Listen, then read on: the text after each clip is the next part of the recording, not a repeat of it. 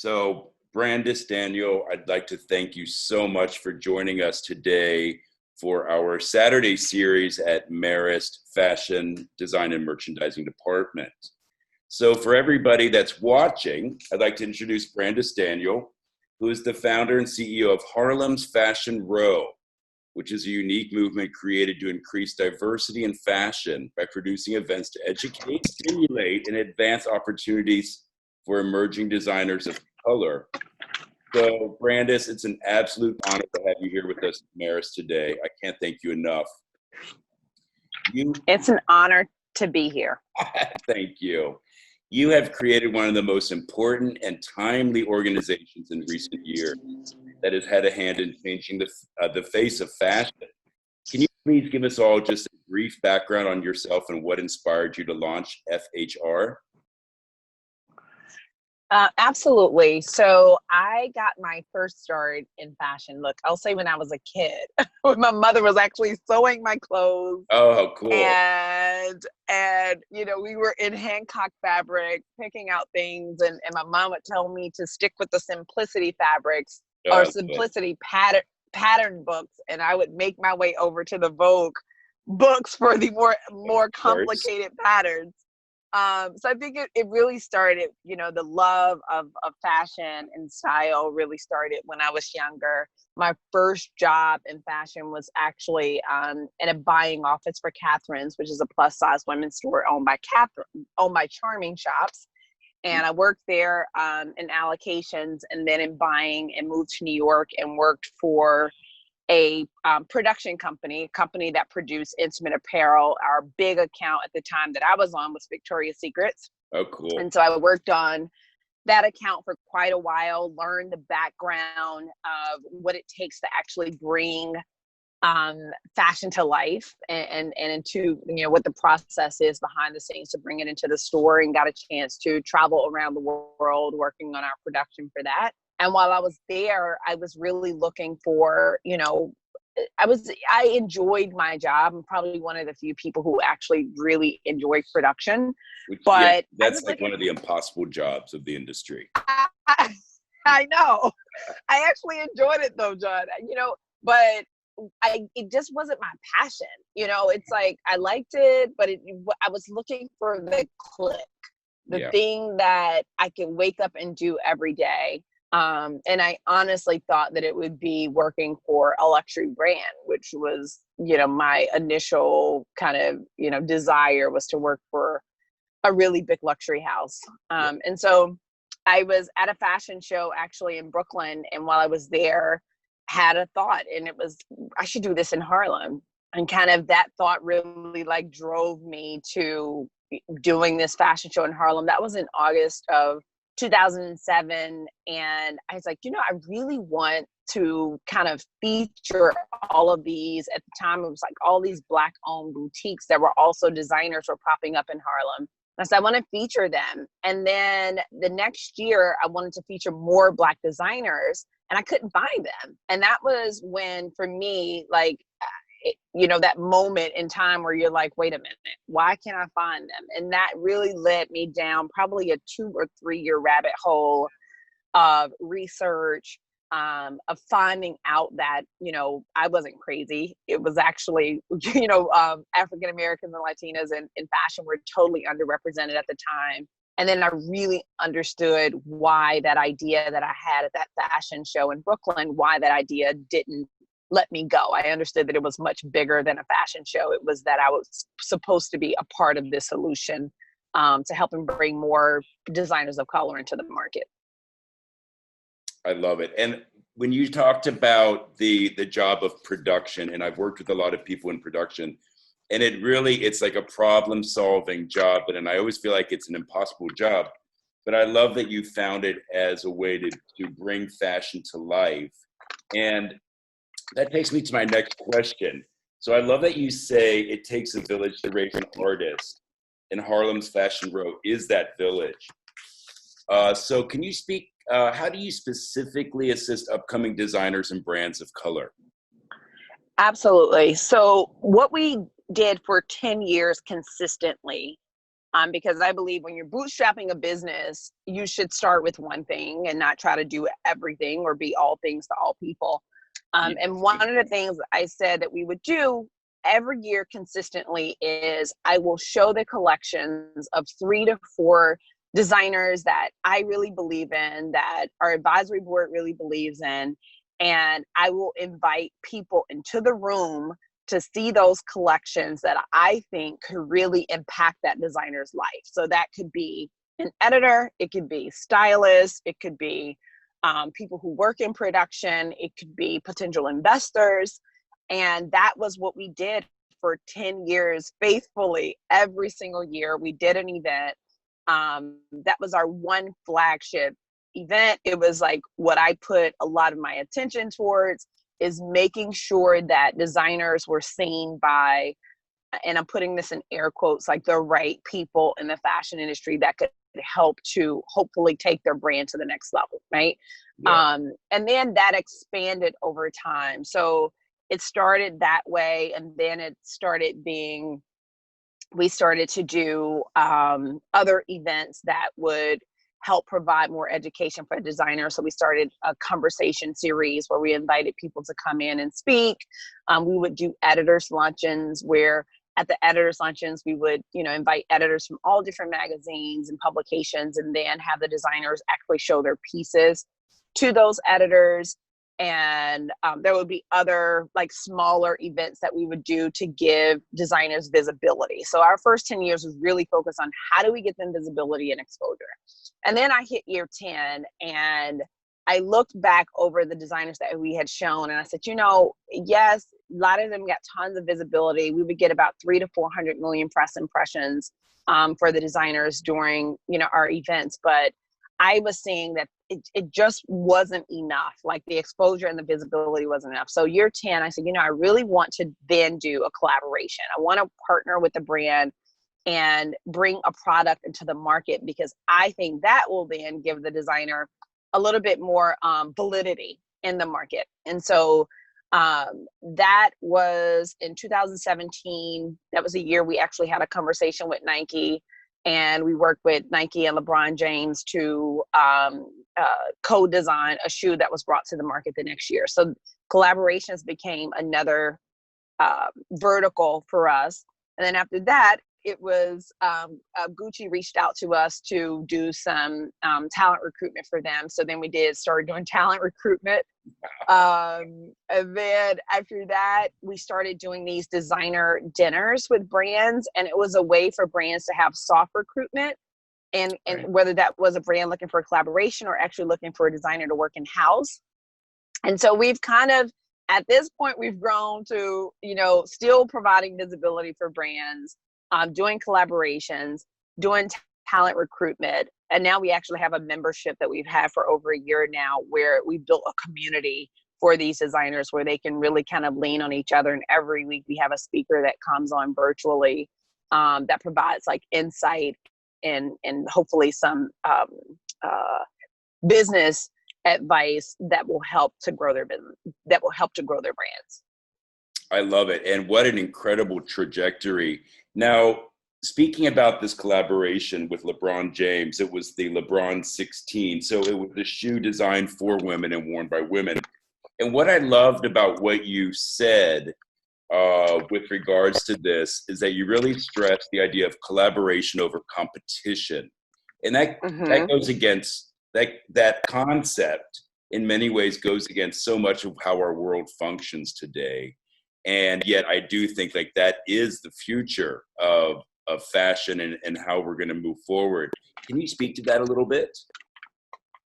Yeah, I think so often when we're talking about design, we're always comparing, this designer versus that designer, and, or this designer over that designer. And we've always at HFR, worked from a place of collaboration.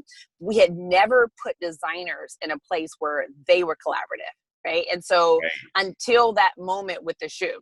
And so when Nike first came to me about a designer, they were thinking that they would pick one designer, and I presented 3 to them and gave them a strong cases for each one of them. And they came back and said, Brandice, we want all 3.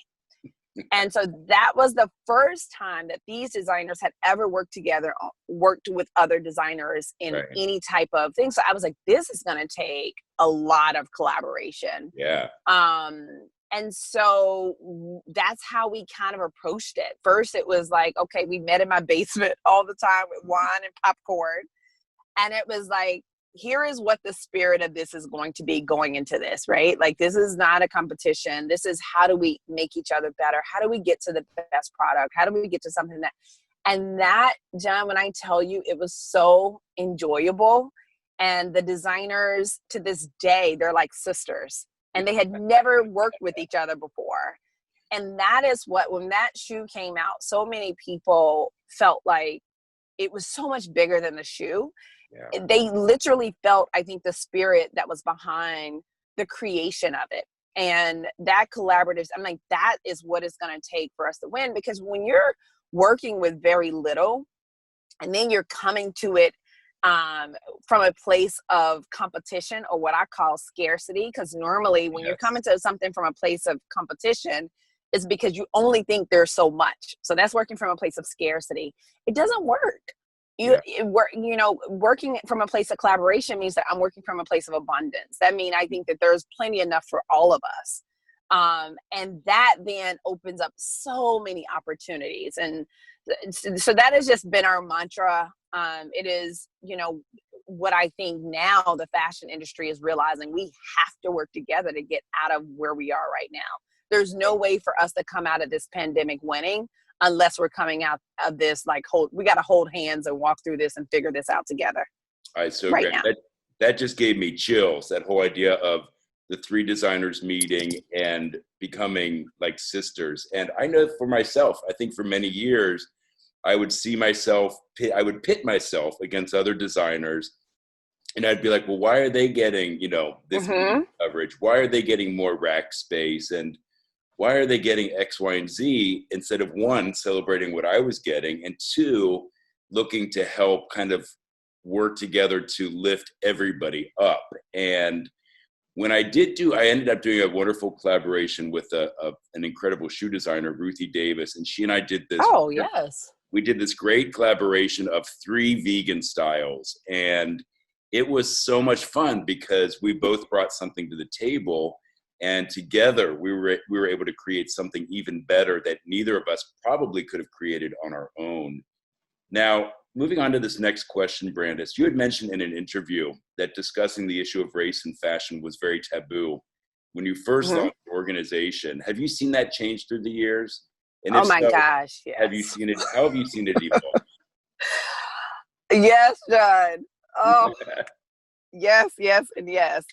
It was so, and every time I say that, people assume that there was a certain race that didn't want to talk about race, right? Yeah. No one wanted to talk about race. Black, non-Black, Latina, nobody wanted to discuss race because, if you were not Black, you didn't want to talk about race because it made you uncomfortable.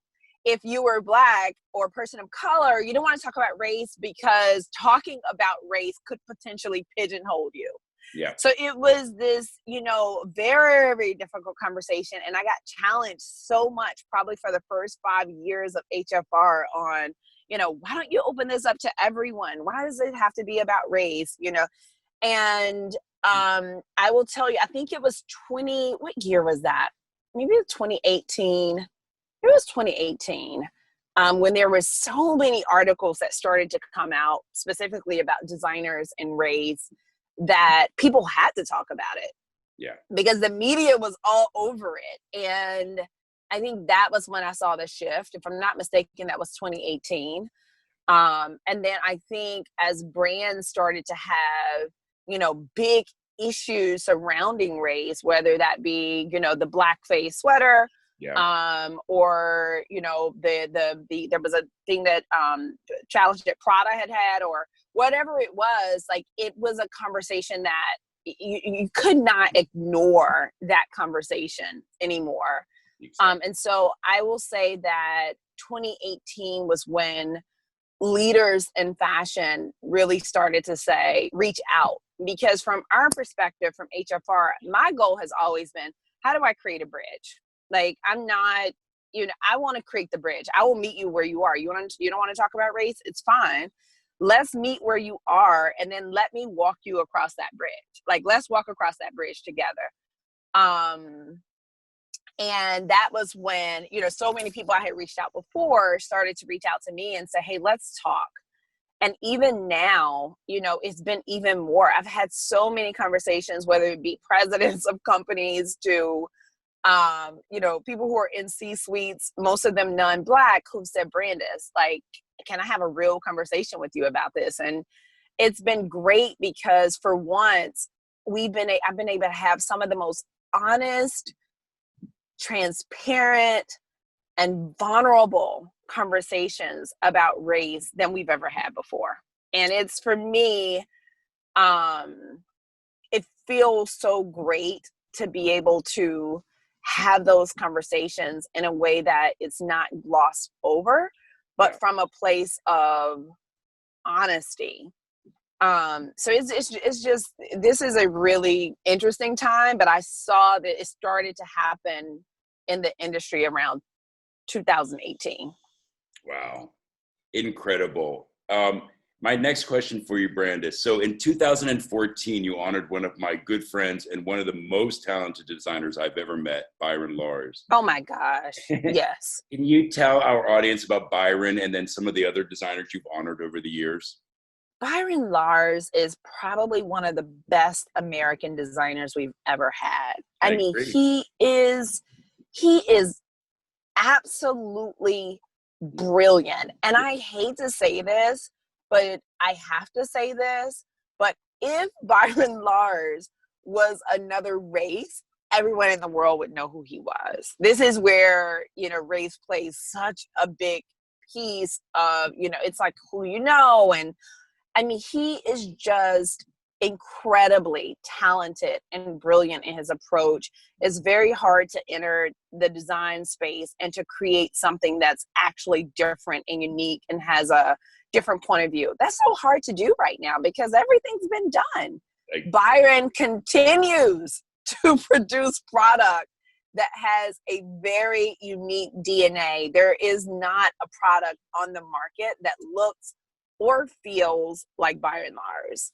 And so we were just, we haven't given out a lot of awards to designers, actually. We've given out an award to Byron Lars, Kevin Hall, who's out of LA. Yes. We've given out an award to Stephen Burrows in 2009. And I believe that is it until this year, which I'll announce it here. Yes. Really? Okay. But we're giving out, I think the last designer award we've given out was in 2014. It was, but Kirby-Jean Raymond from Pyre Moss is getting our Designer of the Year award this year. And so, it's not an award that we just throw around. Right. Exactly. I love that. But, yeah, absolutely. But yeah, Byron Lars is just so, oh my gosh, he's so legendary. It felt so good. And we actually had his brother, we surprised him and had his brother came in town to present him with that award. And he didn't know it. And so he was literally like in tears because he had no idea that his brother would be presenting that award. It was such a special moment. I love it. And the great thing about Byron, and again, I agree with you, he is one of the greatest designers that I've ever met and that is on the market working today. But he has done it his way. And I saw that when he first launched, when he first launched his collection, he got pulled into the whole machine, and good and bad, and having to have lunch with the editors and having to play the games and work that crowd. And I respect Byron so much because he ended up and has continued to play it up by his own rules. And that's not easy to do when you're supposed to be doing it when there's almost like a cliche of the designers who only hang out with editors and who only have lunch with et cetera, et cetera. And he is like a real person. Oh my gosh, yes, totally. Totally. Brandice, you have created so many incredible programs to help aid designers and meet the nearly impossible challenges facing someone who's launching a fashion label. Can you describe the course that you've created to help designers find their way in this industry? Yeah, that is basically our membership. We, again, from that LeBron project, so much came out of that for me, for the designers too, but also I got so many insights from that experience. And one of them was that designers have to work in community. Like that is a game changer. I can see the growth of every last one of those designers from working together. So that's one. The second thing is, we have to focus on the business side of fashion. Like, so many people, they spend, all their money going to the best factories, using the best fabrics, producing the best products. But when it comes to marketing and actually reaching out to consumers, they're sitting there with all of this product they never sold. Yeah. And so that course, or membership course for us really is all about, like, how do I invite people in? They're not all from the fashion industry. Some of them are just purely from the business world, to kind of talk to the designers about, okay, that's great. You've created a great product, but now how do you actually sell it and make money from it? And so that is really what that course is all about. It is me bringing in marketing experts to talk about digital marketing, about talking about creating a sales funnel for your product. I'm talking about building community around your product so that, if you build community around your brand, you never have to worry about sales because you've got a whole community around you. And so that was what that was for me, because I don't want to see designers, come into the market, because I've seen it over and over after doing this for 13 years. Really talented designers come into the market, get all of the press, be warned by all of the, and I'm putting this in quotes, right people. Right. And then, 2 years later, they realize I can't pay my rent. Yeah. I mean, I look fabulous online, but I can't actually pay my rent. And so a lot of them end up saying, I just have to leave this. I can't do this anymore because it's like either design or my livelihood. And I don't think it should be that way. So really this was coming from a place of like, how do we really build a community around business and around marketing and giving designers the fundamentals of, building a brand and actually creating revenue for their brands, in addition to making beautiful product. That's such a great gift, because I know that when I started out, I worked for a couple of designers before I started, and but I started with like $5,000, and I made every mistake in the book. And yeah, I created some product that I was very proud of, but I was not in any way thinking about margins. I wasn't thinking about the cost of absorbing shipping or production or even a button. And later on, many years later, after I had lost lots of money and made every mistake, I finally started working alongside merchandisers and planners and people who really were able to back into the price of a garment, whether it was a t-shirt or whether it was a beautiful cashmere suit. And so it finally clicked for me that, yeah, I can do this. Many people can create incredible product. And it's a dream come true that many of us have. But if you don't have at least either somebody working alongside you or an understanding of the backside of the business, then it could be very short-lived unless you get lucky. And some of the best designers or best brands have had those wonderful combinations of a very creative person and then somebody who really understands the business. And so what you're providing is such good information, because designers, typically creative people, and I think you agree, they don't want to know about I've got to charge 5.2 cents for this button. Yep. It's just like, no, I don't want to think it that way. But the most creative, I think, and some of the most successful brands, companies, and designers have done that homework. Now, Yes. Brandice, you also wrote a book that is a Bible for many entrepreneurs who are looking for sponsorships. Can you tell us more about this book and about the course you created to help others find funding for their events and for their projects? Absolutely. So the way that I talked about for the first 10 years, we did events, right? This big event during New York Fashion Week. And a part of that and a part of me kind of creating what I thought designers of color deserved was me selecting some of the best venues in New York to have these events. So that was, I think our fourth year in business, we were at Jazz at Lincoln Center. I think our fourth, fifth, and sixth year. And last year we were at the top of the World Trade Center. And so I've always felt like it was really important that I present these events in the most beautiful spaces so that these collections could be seen in the most beautiful light. Yes. Well, that's expensive. Yes. So somehow that had to be paid for. And so early on, I think even our first year, I knew that there was such a thing as sponsorship, and I knew that brands would sponsor events, but I didn't have like a real knowledge of what that looked like. Why would brands sponsor events? How to actually pitch a brand properly? How do I do a sponsorship proposal? How do I, once a brand has sponsored my event, what does that process look like? A successful process looks like so that brand will come back on board and sponsor it again. Yeah. And all of those things that I have had to learn through trial and error. There was not a book for it. There was not a course for it. There was not a mentor who said, hey, here's my sponsorship deck, use this. So I had to figure all of this out from scratch. And I made so many mistakes. Thank goodness that social media wasn't out then. And, yeah. And that I had a lot of people who gave me a lot of grace, John. Yeah. But,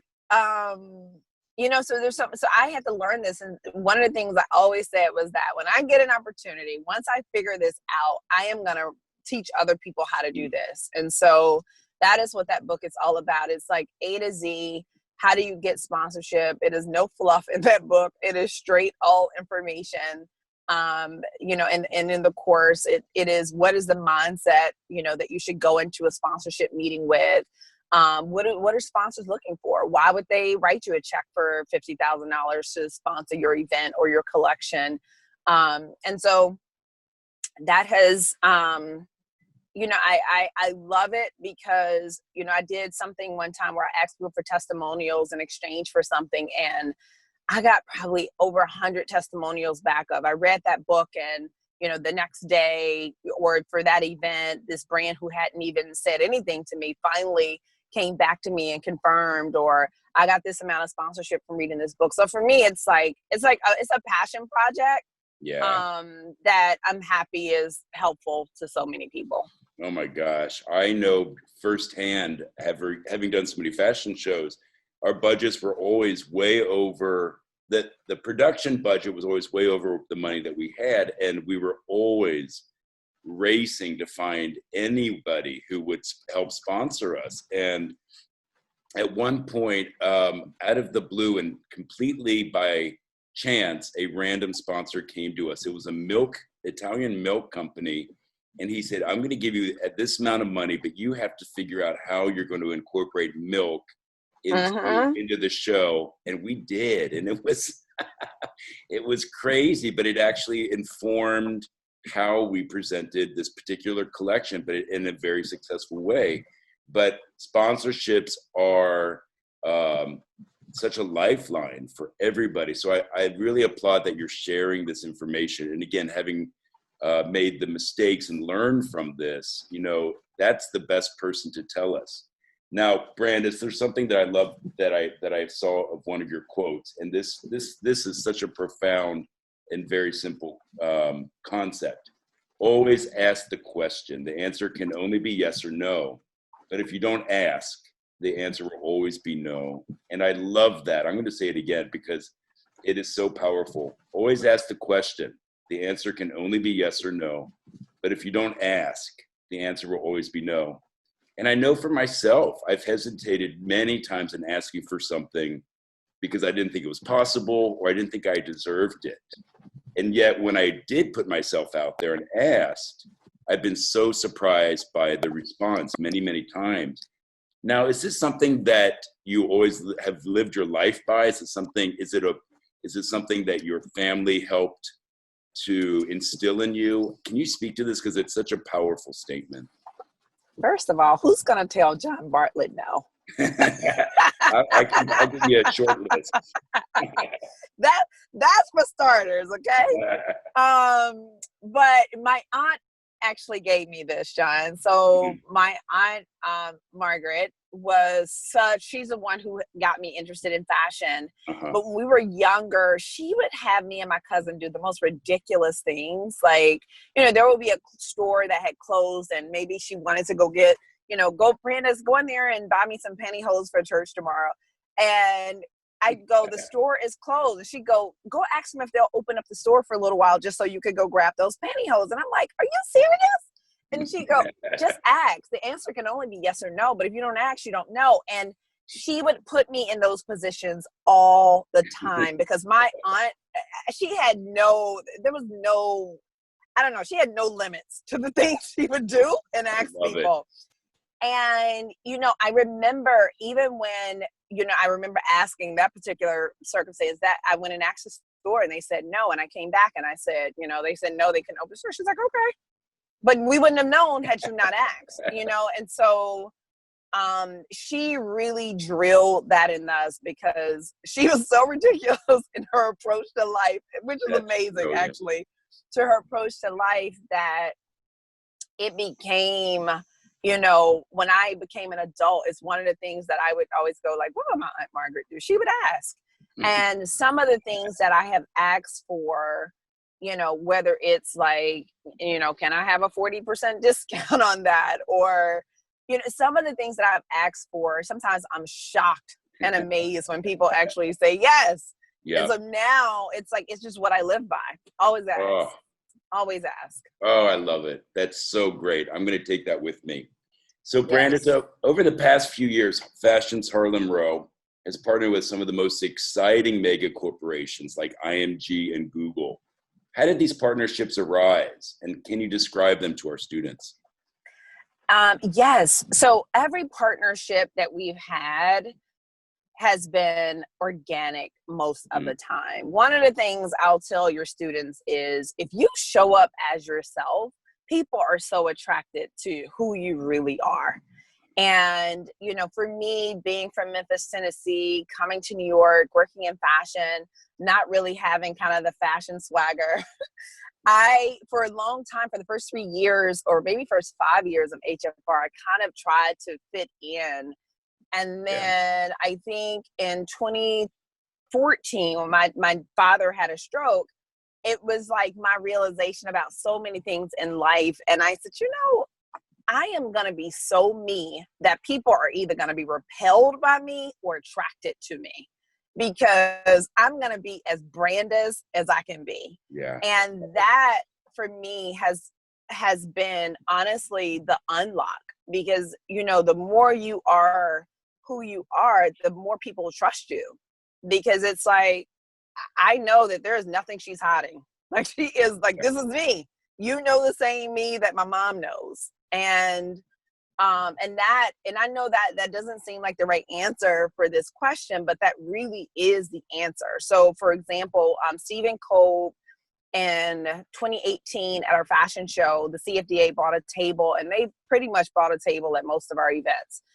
Since then. And I asked Stephen, I said, can you invite top industry leaders to sit at your table with you so that they can see these designers' collections? And one of the people he invited was Ivan Bart, who is the president of IMG. And after that event, because our events they're not a typical fashion event. So if you're used to going to typical fashion events, you show up at our event and you're like, what did I just come to? Yeah. And so most of the time when people leave that event, they're like emotional, their hearts are full, they feel so happy, they have so much joy, they don't know what it is, they feel so much love. Because one of the things that I tell like our PR people and I've had to fire a lot of PR teams is when people walk through an HFR event, I want them to feel loved and accepted. Like from the moment they walk through the door, everywhere in fashion, you feel so excluded and uncomfortable. And I want us to be the opposite of that. And we've always had that mantra. So Ivan, after the event, was so emotional, I think, and felt like what we want everyone to feel at our events. And he reached out. He actually sent me flowers right after the event. And he invited me that week to come and meet with him, which I think back to that and I'm like, he was in the middle of Fashion Week. Like we were sitting in the middle of Spring Studio with models walking all around, and here the president of IMG wants to meet with me and talk to me in the middle of all this, which, I mean, thank God for Ivan, right? So we're sitting there and we're talking, and he's, really pouring out. He's like, I want to do something. I want to do something. And I said, okay, well, what do we want to do? And that is how the partnership came about with IMG that next February. It was us just sitting down talking about what we could do, and then us coming up with kind of this concept, me and his team, and moving from there. And then Google, how did I meet them? I met them through, I wasn't even supposed to meet Corey. Corey Moran is our relationship at Google, who I love to pieces. Yeah. And he is their fashion director, but I was there meeting with someone else over there, I think diversity and inclusion department. And that meeting was actually set up by another guy who works with HFR, like on partnerships. And so we were there to meet with her, but then Corey and I met and we just clicked. And again, relationships. And as I was thinking about this fashion summit, I reached out to him and said, Corey, do you think you guys will be willing to host like a fashion summit in one of your spaces at Google? And he was like, yeah, let's figure it out. And ever since then, I mean, I call Corey to speak at our designer retreats. I call Corey to speak, he's just, I think he sees me, I see him, and he has been so incredibly supportive. So as much as we like to think that these corporations are these big corporations, they're run by people. And at the end of the day, you make things happen by connecting with people, with humans, having a human interaction and a human connection. It's the same with Nike. So every brand that we work with, it is because there is a real human connection there first. I love it. Now let's talk about COVID, which is on everybody's mind. And at Marist, we are just getting ready to open the campus, and there's a lot of anxiety, a lot of stress. And it's a very interesting time, of course, for the design and merchandising students to think about, okay, how am I going to get through this? And what is it going to look like on the other side? So our industry, the fashion industry, has been so hard hit over the past 6 months from every sector, every department, every aspect of the industry. People have lost their jobs. Brands and stores have shuttered. It's been like nothing I think any of us have ever experienced. And there's really no clear end in sight.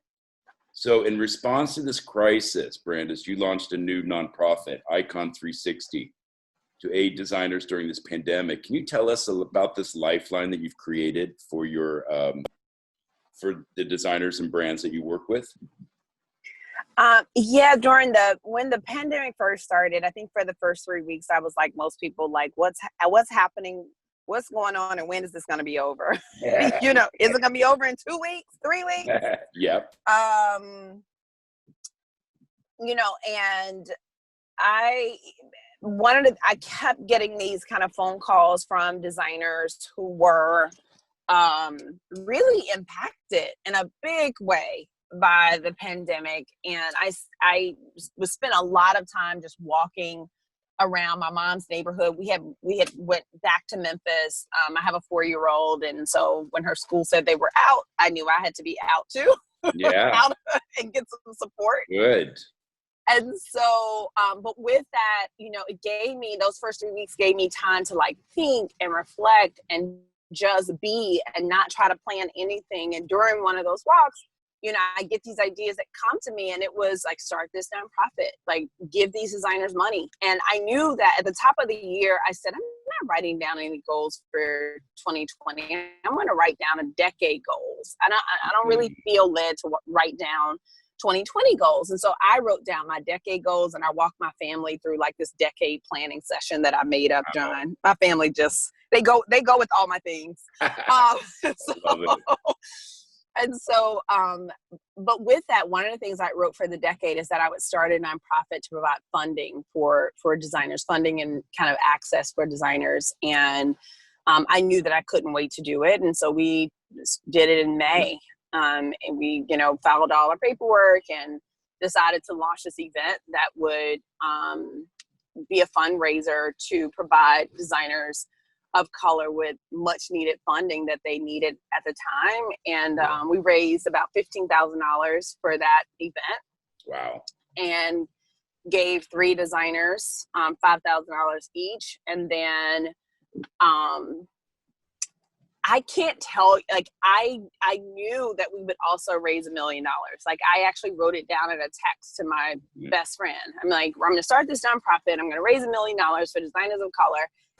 And then the CFDA, Vogue, a common thread, donated $1 million to Icon 360, which is going to be so life-changing and game-changing for so many designers. We're actually in that process right now. The application is closed last Friday, and we're reviewing all the applicants now. And so it's just, it is something that I knew would happen eventually. But we are just, I'm so proud of it. And every time I think about how this is going to positively impact, and hopefully even change the landscape of fashion for designers of color, it is one of the most fulfilling things I've ever done. Oh my God. No, that's incredible. And I know I was watching very closely the work that the CFDA and Vogue were doing with creating this foundation, and the amount of support just in general for designers, for brands, and for factories too, because the factories have suffered alongside. Yeah. And the opportunity now that your nonprofit will have to help all of these people. I mean, how fulfilling is that? That is just, that takes things to another level. It's so awesome. Yes. It is so awesome. And we are, there's this group, Raise Fashion, that we're working with to provide mentoring to all the designers who receive an award. It just kind of I am feeling like, John, that I see the light at the end of the tunnel. Yeah. I am feeling like, the purpose of why I started HFR in the first place is really very close to being fulfilled. It feels so good. It really does. That leads me actually to my next question. So I know many of the students and the faculty who are so excited to be watching this interview are going to be inspired by all of your accomplishments, everything that you've done. You are quoted as saying, sometimes you find your purpose, and other times your purpose finds you. And I love this so much. And you just spoke to it, but can you kind of elaborate a little bit more about this? Because I think it's a very important aspect of everything that you're doing right now. Yeah, I am. I think everyone should. I'm very spiritual, and I believe that, all of us have a purpose. There's a reason we were put here. We weren't just put here to just like go about life and, pay our bills and and that's it.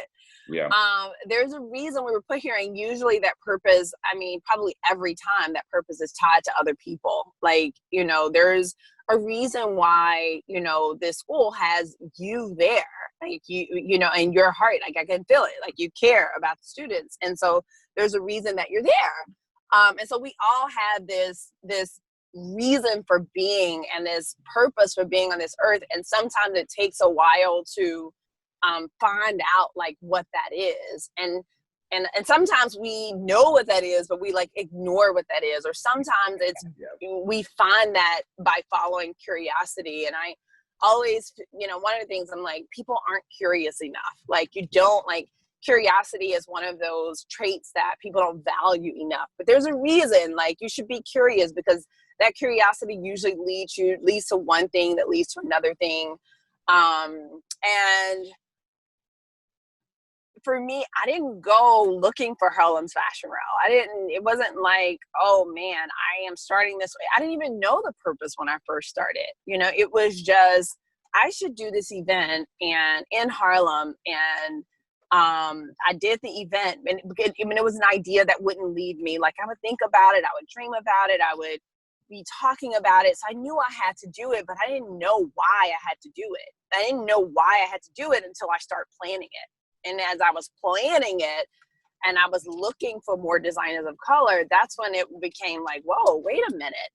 And that challenge, you know, and I could have said, oh, there's no Black designers. All right, well, you know, life goes on. Yeah. But it was something about that fact that it just wouldn't let me rest. It was like, okay, so then how do I change this? Like, how do I do something about this? This isn't right. Like, and then I said, well, has it always been this way? And that's why I said it led me down a rabbit hole, because then I started doing all of this research and found this woman, Lois Alexander Lane, Yes. who, you know her?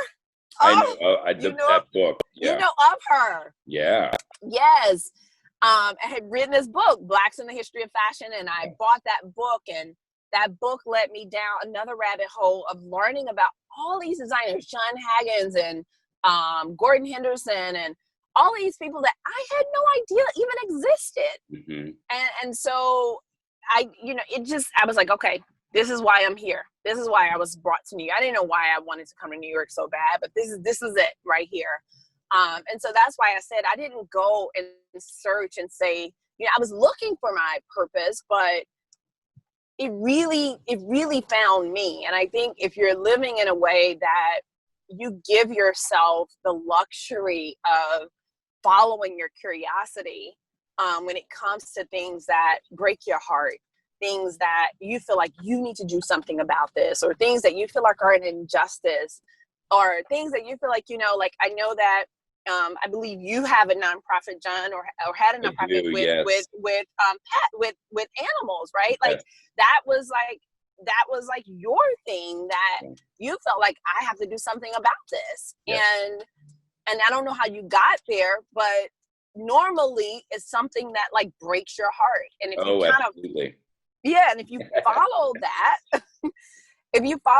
then it finds you. Like, you don't really, I didn't go out and like search for purpose. Like, it found me. And that's what I meant by that. That was a very long way of answering that question. No, that's a beautiful thing. And yes, it's true. When I started my nonprofit, it was because I was heartbroken. My dog had just died. And in his honor, I started volunteering up at the one of the city shelters up in East Harlem. And what I saw there just broke my heart. And so I thought, I can't adopt all these animals and I can't foster them, but I can help raise money and help advocate and raise awareness. And that's what this has done. And it's been an amazing thing. All right. So Brandice, I have two more questions. One is, I love Harlem's Fashion Row's website. It is so beautifully designed and has a lot of information and content. And I especially love the shop you created, Into the Black. There's so many great items to purchase. And I'm actually going to order the t-shirt, which I love, Sitting Front Row from the Sofa, which is totally me. Can you tell us about how this got launched and about the selection and the designers that you're representing on this shop? Yeah, so I always wanted to eat, you know, again, you tell people shop more Black designers, you have to give them a way to do that. Yes. And so really Shop in the Black was our way of doing that. And so we are still working. That is like a work in progress, quite honestly, on like what the right model is, because I've tried several models, but those designers in particular were selected because they had great product and I thought that they were designers that people might not have otherwise known about. Yeah. And so we're working on a new model that we're launching for the holidays around Shop in the Black, but it just gives people a tangible way to support designers of color. I love it. And your website is stunning. And so you're welcome. My final question. So on your own website, and we're going to talk about how we can all find you on social media. On your own website, the landing page opens with this very exciting invitation. Take the cliff jump you need to create what seems unimaginable. And I've always felt that way when I was starting a new direction, whether it was in my life or in my career. It was really about that idea of like jumping off the cliff like Thelma and Louise and just not sure. Not Not sure. like Thelma and Louise. No, I know. Not like Thelma and Louise, John. But not sure where you're going to land. And there's something so exciting about that, but also so fearful. Now, this is my final question for you. And I know that the students would love to ask this if they were with you in person. What advice would you give to students with this in mind and with the landscape that they are studying under and going to be graduating? What kind of advice or guidance can you give the fashion design and merchandising students to think about as they go through their studies and as they launch themselves into this industry? Oh, that's so good. That is so good. First of all, the first thing I want them to know is that they are enough. Yes. A lot of times we question our worthiness, right? We're wondering if we're enough. Do we have what it takes? We put other people in a different category than ourselves. Sometimes we lift people up higher than us, thinking that they have something that we don't have. And that's not true, right? We all have the same things. Yes. So that's what I first want them to know. And then I would say, you know, I had a call. I have an intern call every morning, and it's like, I think I have 3 interns now. And a part of that intern call on Thursday, we do something called Your Day, and it's their day where they get to talk about whatever they want to talk about. And this morning they wanted to talk about going big. Mm-hmm. And so I'm gonna actually pretend like all of your students are a part of my Your Day, and I'm going to give them a challenge that I gave my interns this morning.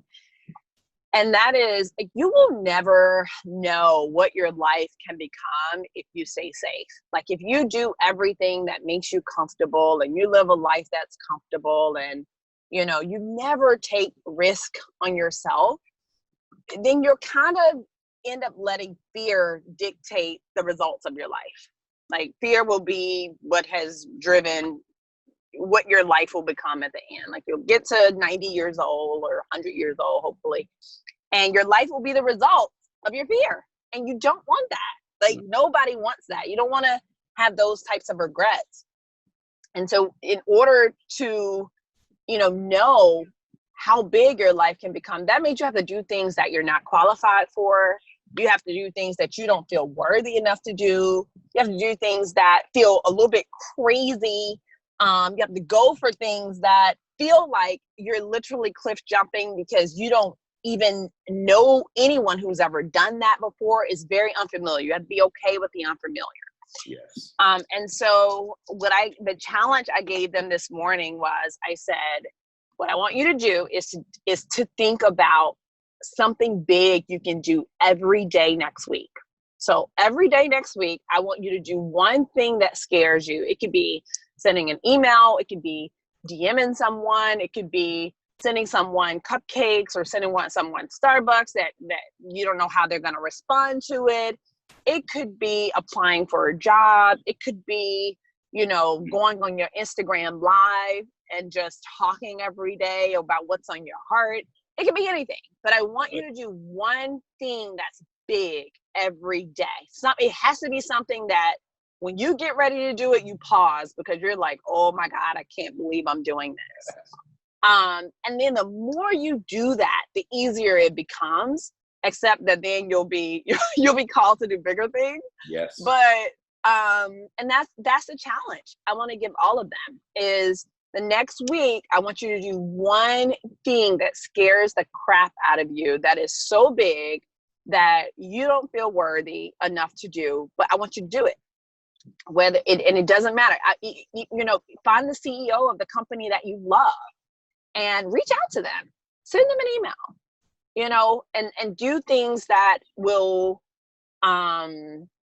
make you uncomfortable so that you get used to doing things that make you uncomfortable so that you can live a life that you couldn't have even dreamt, because I am living a life I couldn't have even dreamt the life I'm living right now. Yeah. So you want to keep doing those things so that because you'll be surprised. Sometimes people will say, yes, I'll take a call with you. And now before you know it, now you've got a call with the CEO of your favorite company. Yeah. Now and then your job is not to cancel the meeting. Right, exactly. But that is my challenge to every student that listens to this. Oh, I love it. And then I'm sorry. and then Go ahead. I was gonna say, and then I would love for them to DM me. Tell me, Brandice, I took the big challenge. Okay. Let me know. Please do. Like, that would mean I the love world to me. You DM me on Instagram. Let me know I took the big challenge. Here is what happened. I want to hear from them. I love it. Okay. So speaking of Instagram, so where can we find you on Instagram? My first last name on Instagram is Brandice Daniel. So Brandice Daniel. Mm-hmm. You can also go to my Instagram, links to my email. So you can email me directly from there. Okay. You can also go to my website, brandicedaniel.com. There's a few articles there. If you want to find out more about Harlem's Fashion Row, you can go to our Instagram there, which is Harlem with an S at the end. So Harlem's Fashion Row. You can also go to our website, harlemsfashionrow.com, to learn about like what we have coming up. And look, I think those are all the places. Yeah, no, that's great. And I in closing, I just cannot thank you enough for this, because I've learned so much from you, and you're such an inspiration, and you are what we need in this industry right now, because there are so many people that just don't know where to turn. And I love the idea that you turned inward. Yeah. And then kind of went from there. And that's where things happen. You know, our careers are not linear. And right.